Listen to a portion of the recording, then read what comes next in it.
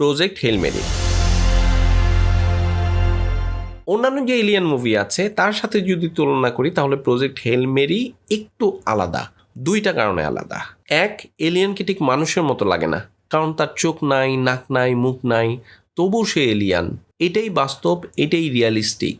দুই, এলিয়ান মানেই কিন্তু কেবলমাত্র ভিলেন এমন না, তাদের মধ্যেও এমপ্যাথি থাকতে পারে, তাদের মধ্যেও কাইন্ডনেস থাকতে পারে। আমাদের মানুষের সাথে যেহেতু এখন পর্যন্ত কোনো এলিয়ানের দেখা হয় নাই, তাই আমরা জানি না আসলে এলিয়ান কেমন। সে খারাপও হতে পারে, ভালোও হতে পারে, কিন্তু ভালোটা ভাবাই কি পজিটিভ না? আমরা খারাপটা কেন ভাবতে যাব?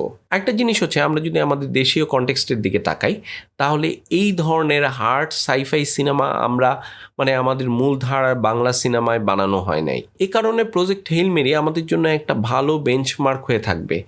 কিভাবে একটা স্টোরি এবং টেকনিক্যাল দিক দুইটাকেই ভালোভাবে ব্যালেন্স করতে হয়, এটা তার একটা ভালো রেফারেন্স হতে পারে। সঠিক বলেছেন। একদম।